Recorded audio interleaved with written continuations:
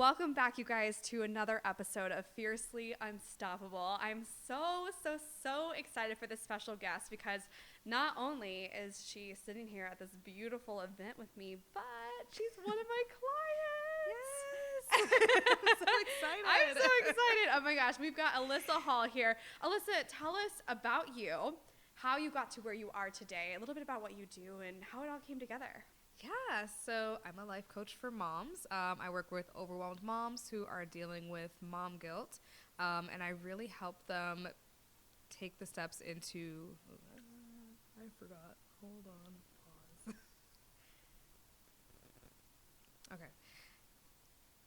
So I'm a life coach for moms. I work with overwhelmed moms dealing with mom guilt, and I help them to create a life that they love. And I feel like that is really a part of my story. I was in a place where I was so unhappy. I hated everything that I was doing. I hated my job, and Well, where were you working at the time? Oh, my God. At the time, I think I was working at like a doctor's office. I was like Totally a receptionist. aligned. I'm just kidding. Obviously. Exactly where I needed to be. Yeah, it was terrible. I hated it so much. Yeah. And I heard of coaching, and I was just like, oh, this sounds so cool. Oh, my Yeah. God. And I found the certification program, and I fell in love with it. And I saw that it was $11,000, and I was like, well, I guess not. And I just stepped away, and for a whole year, I just sat on it, and I kept thinking about it. It was just like playing in my head, and I could not stop thinking about it until one day I was just like, I'm done. I'm going to do this. Yeah. This is what's making me happy. And I just took the risk. I got a loan. I started the program, and I just, from that moment, I realized that I need to work towards what I want. And 3 days into the program, I actually broke up with my ex and became a single mom. Yeah. And I was like, okay, I still have time. I can get a refund if I want. Like I can just go about my regular life. But I was like, no, I'm going to do this. If this is what's going to make me happy and will make me money, I'm going to take the risk and do what I can to build it. And then I met you. And then came me. That's funny.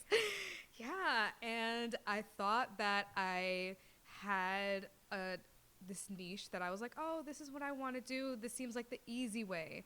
And I wasn't like staying true to my values of doing what makes me happy. And I remember I coached with you. You were just like, okay, but what do you want to do? What do you want? What do you want? Right. And like we got so deep. Yeah. And that's when I realized who I love working with. And it's been insane. Yeah, absolutely. I mean, I think this is such an incredible journey because so many people have felt that feeling that, hey, I'm in a job right now, but I don't love this. But they don't know a way out. They don't know, okay, well, what are the possibilities? What are the options for me? So I'd love to talk about how you first ever came about the coaching world, how that experience happened, and where was that inkling that said, maybe I could do this? Yeah. So I'm just a person who naturally I love helping everyone. Okay. And I have a friend who I'm like super close with, and I would help her all the time on random nonsense, like from helping her create a schedule for college to like when she was on a date with a guy, she'll tell me about it afterwards, like everything. Yeah. And one day she's like, oh my God, Alyssa, you're like a life coach. And I was like, I don't know what that is, but okay, sure. Yeah. And I ended up meeting a girl who was a coach, and she was like, I'm about to leave this job. I'm going full time in my business. And I'm like, what Did you meet her in person? Yeah, Oh, that's like so she was fun. someone who I just randomly was working with. Yeah. And after that, I was like, let me look this thing up. Right. And I was like, this is what I need to be doing. Like, I always wanted to be a therapist. That's still a goal of mine. But like, until then, I don't want to be in jobs that I hate to Right. finally get to what I love. Yes. Ugh, that's so good. I resonate with that a lot because, you know, when traveling full time and doing as much travel as I do, people are always be like, you know, you're so brave. And I just kept saying, I don't feel like I'm brave at all. I'm just unwilling to wait for someone else to live the life that I desire. And I feel like that's exactly what you're saying, right? You are unwilling to be in this place where you're just living life as if it just is. Yeah. where you're not really living, that you want to actually live the life that you love, however that looks. And so you took this leap of faith. Yes. And here you are now. And I love that you kind of talked about your triumph story too, right? As soon as you took the leap and you said, okay, I'm making this investment and it's scary. Yes. $1,000, right? It's scary. And then all of a sudden you and your ex split up. Yes. And the resistance just showed its face everywhere. Yeah. What encouraged you to continue to run with it and pursue this avenue rather than just being like, no, I'm out?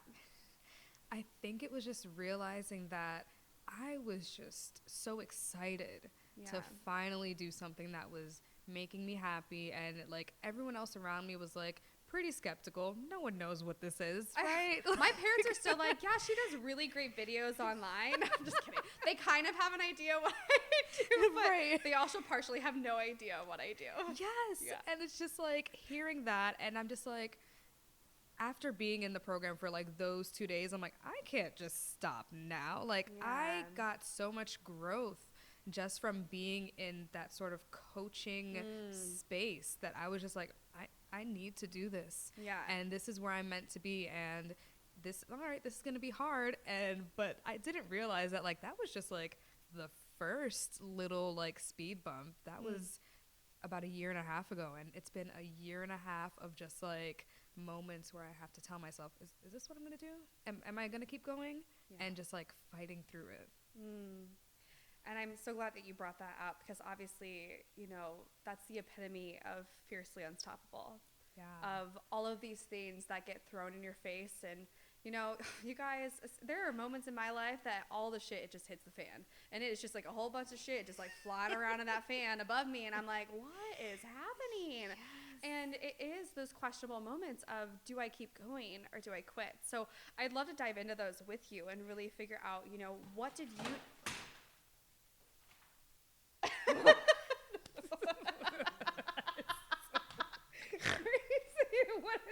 What was that?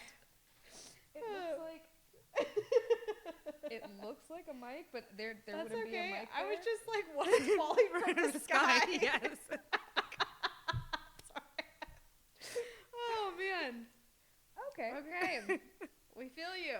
Yes. Sorry, I guess. Okay, that was funny. Crazy. Okay.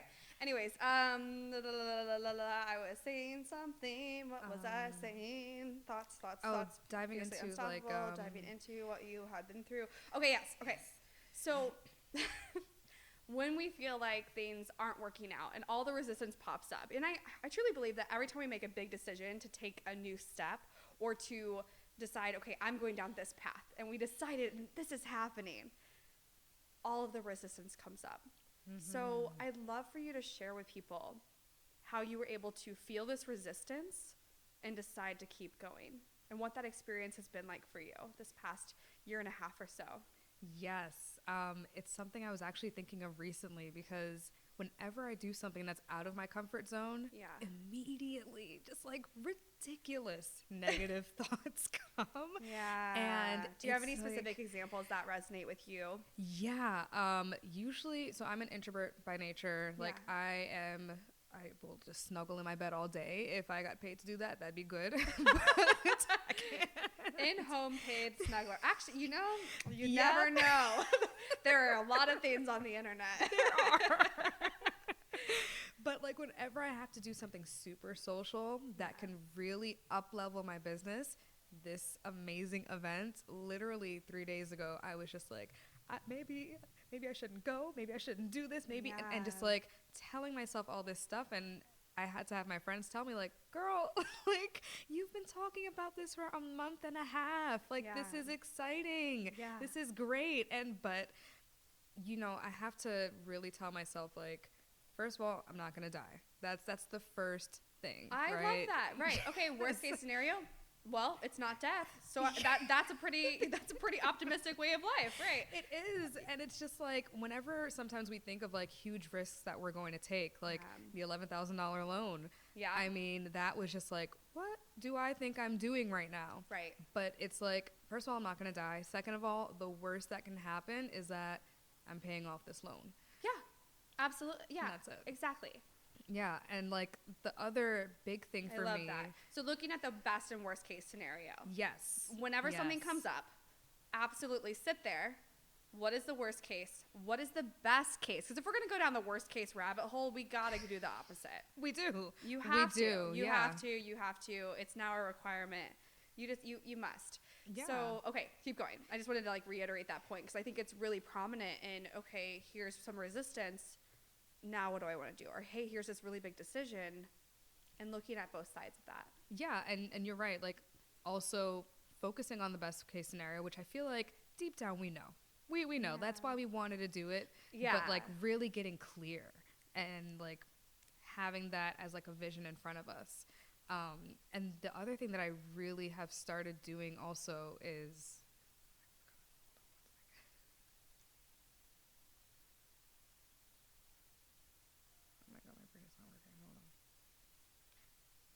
The other thing that I really also do when I'm trying to figure out, like, okay, taking this leap is making sure.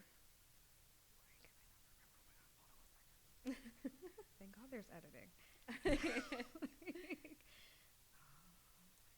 I literally had it in my head. It's on the tip of my tongue. Hold on. And it's important. It'll come to you.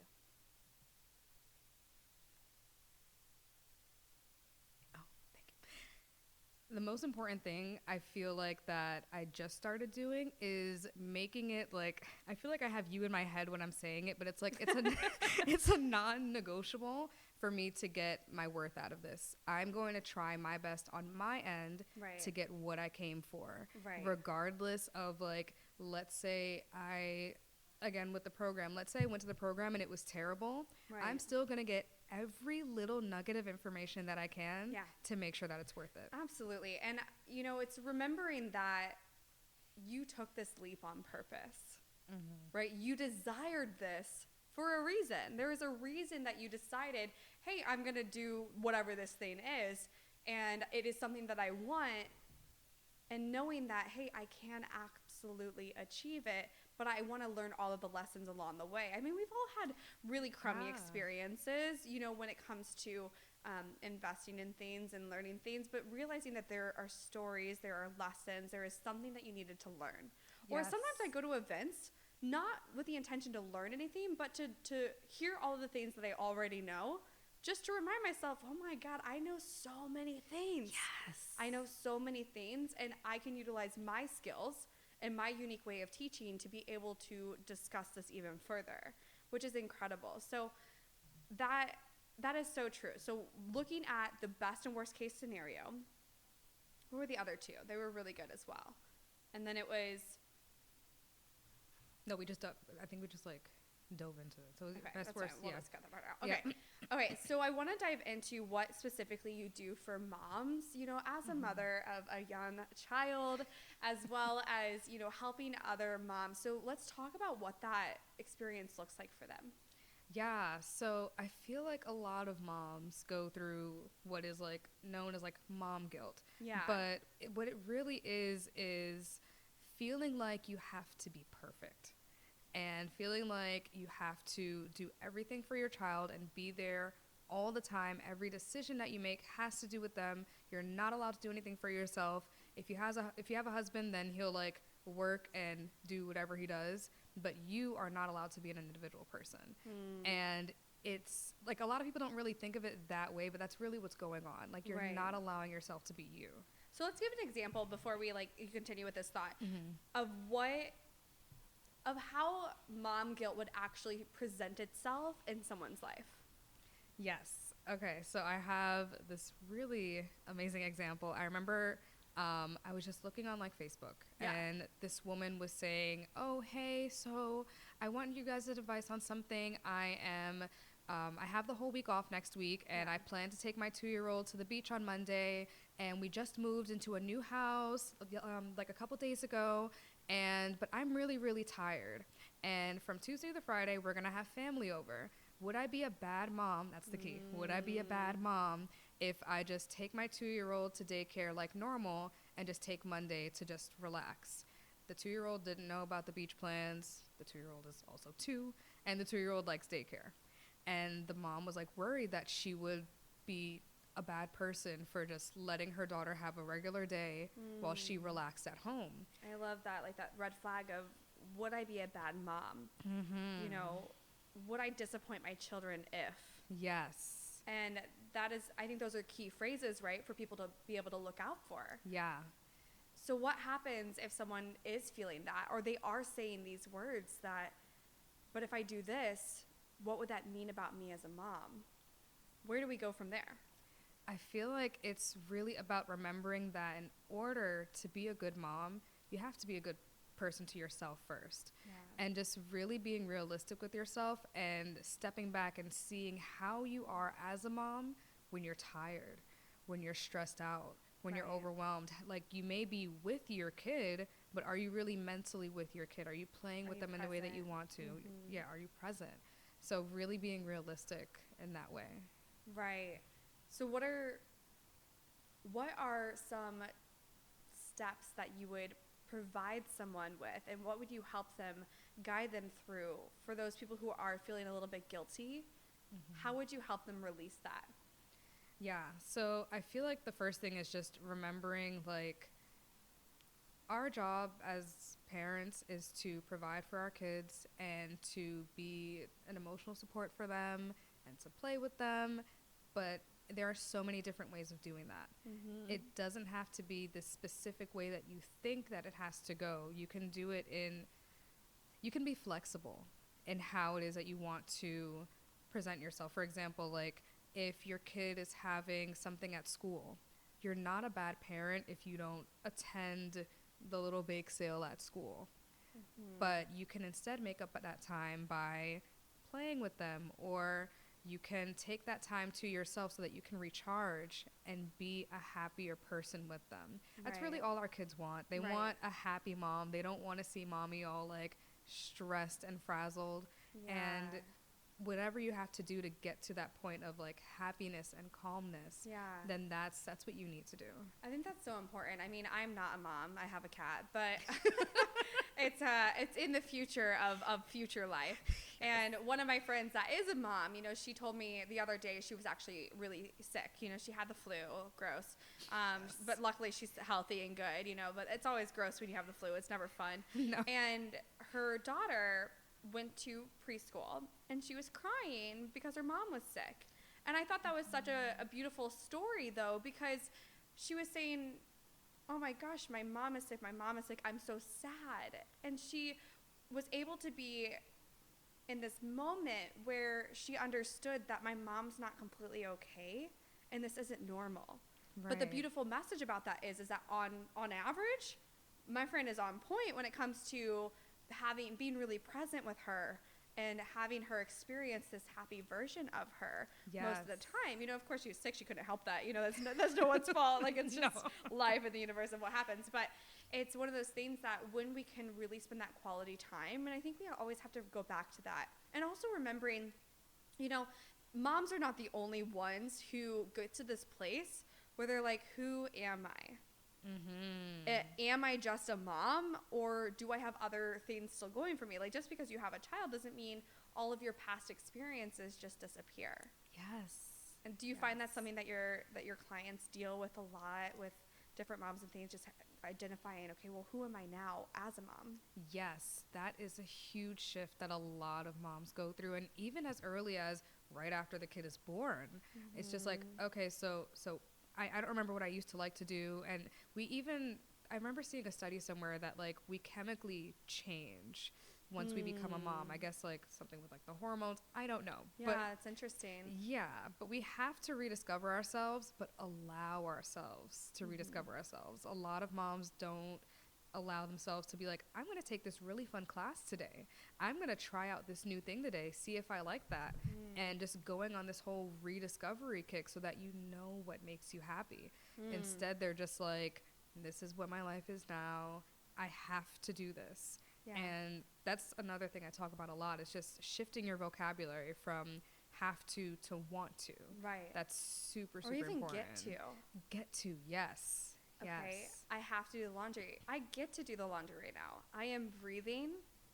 I am a body that sweats sometimes. So obviously the clothes need to be washed. But that's because I'm human and that I get to do that. And I get to have a family that I get to do this for. And I think that that is a really beautiful shift for people to make. And that's for anyone, right? Yes. It's not even just moms. It's going from this place of, well, I have to do this, I have to do this, I have to do this, to, wow, I get to because I'm alive. Because I have oxygen that fills my lungs. Because I am breathing. And it's a choice I get to make. Absolutely. So what is your favorite thing about what you do? I feel like my favorite thing is when the moms finally make that shift of not believing their stories of, I'm a bad mom if. Instead, they're able to like really step back and like see, I'm just a mom. That is it. Yeah. My kids love me. I'm happy. They're happy. As long as they're happy with whatever it is that they're doing, I am doing my job. And just seeing them make that shift is so, so rewarding. And I think it's always going back to this idea of, what do I know is true about me?